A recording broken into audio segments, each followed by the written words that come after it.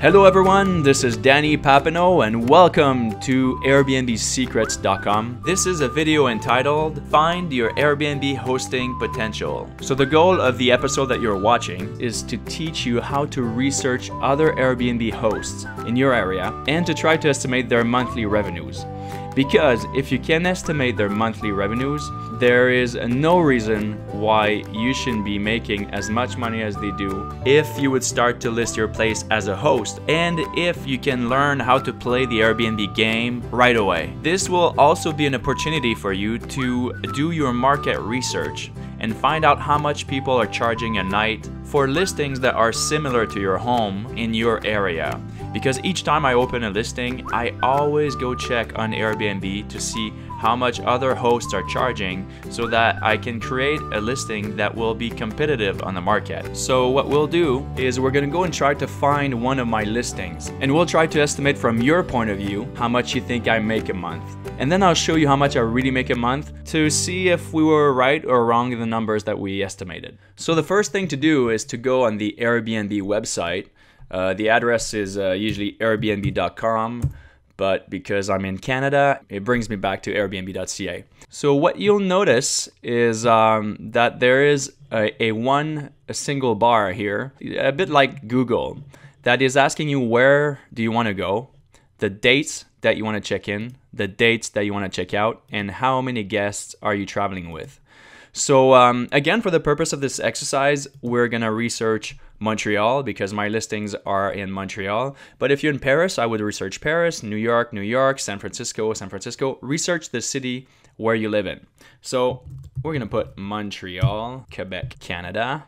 Search. And now what it's going to do is it's going to bring you to the search page of Airbnb where you're going to see the most popular listings of your city first. So Airbnb has an entire search engine that basically classifies all the listings in order of the ones that are performing better. And if you're not doing well, the more at the bottom of the list you are. You see here we have 56 pages of listings. So the more that you know how to be a great host, the more you'll be at the top of the research engine, which also means the more chances you have to book your place with guests, which means that you're making more money. This is my property, Dream Loft plus patio on the plateau.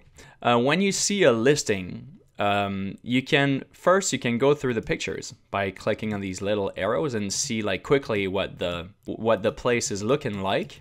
You know? So if you didn't specify the number of guests when you did this research, the prices you'll see on Airbnb are starting at prices. So when a listing like mine says it's $99 a night, that means that the prices are starting at $99 a night for one person. And most of the time, these prices are set for the low time of the year. I've got a full class about calendar, pricing, and payment, so I won't go in details here about that. But it's something to keep in mind if you're researching on Airbnb as a guest and if you haven't entered the correct amount of people you're traveling with, or you don't have your dates yet, you haven't put dates in your research, just like we just did, the price that will show up doesn't mean that it's the price that you'll pay when you do the actual booking. So then if you look at the bottom here, you can see how many reviews a property gets. And the more there is reviews, the more you can tell that this host is doing very well. So we're going to click on it to see what it looks like. That's what a page of a listing looks like. You can see, again, if you press these arrows here, you can scroll through the pictures. You can go at the bottom here if you want to see more pictures of the property. And then if you go back to the page and you start to scroll down, you'll see here the number of stars that a listing has. The more stars there is, obviously, the more the host is doing well with the guests. 5-star listing usually is a good sign if you want to book it as a guest, you know. Then here, you're going to see more details about the place. So the host is Dany. I'm renting my entire home. This is where here you would see if it was a shared room or just a room, or maybe someone is renting just a part of the apartment. So in this case, it's an entire home. My place can accommodate as much as 8 guests.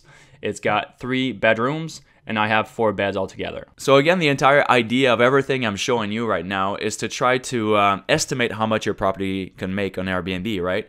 So these details are really important to look at when you're comparing your property with other hosts in your area. Compare apples with apples, you know? I mean, if they can accommodate like 6 guests and you can accommodate 6 guests as well, that means that your listing is similar and that you're competing in the same niche market. I could spend half an hour explaining you all the details of this listing, but since we're in a mission here, we're gonna go down directly to the prices section. So in the prices section, if you look carefully, you'll see that there's an extra fee. After 4 guests, I charge an extra $35 a night. So the base price that you see at $99 a night is a base price for the low season and a base price for less than 4 guests.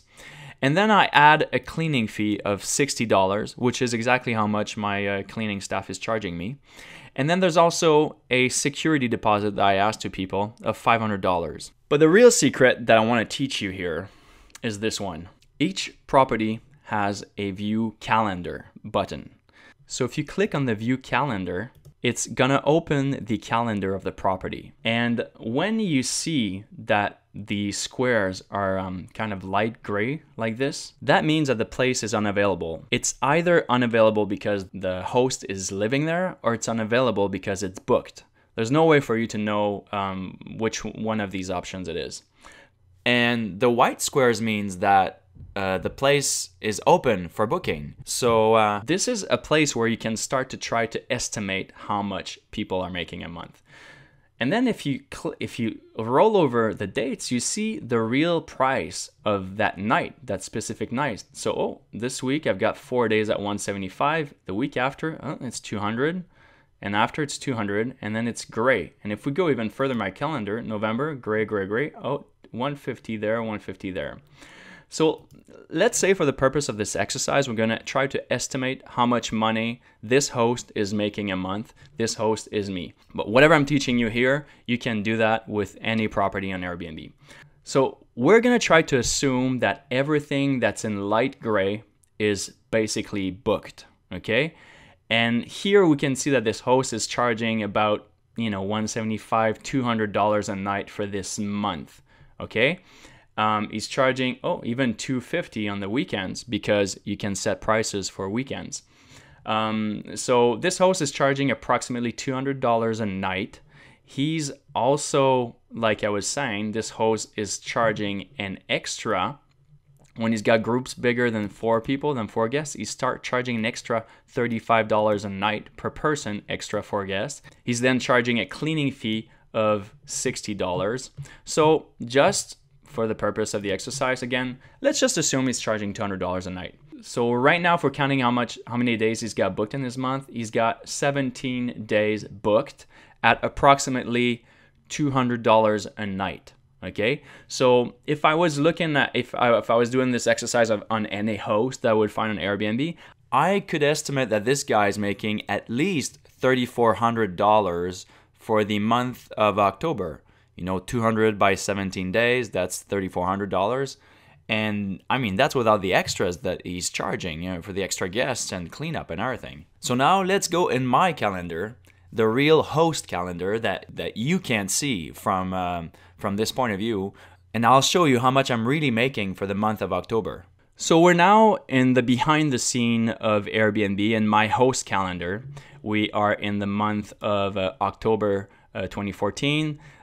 We can see that the first of the month, my first booking was of about $1,200. The second one, $960, which brings this to $2,200. Then $2,200 plus $840, we're at about $3,000. $3,000 plus $1,310, we're at $4,300 of revenues that I've made so far with this month. Since I'm spending most of October at the chalet right now, I still have, about half of my month that I can still rent in Montreal. Unless I decide to reserve myself some days and keep it for me for, a week or something. So that's it for now. Pretty amazing, huh? And if I was you, if I was interested in doing some Airbnb, what I would do is I would go on Airbnb.com.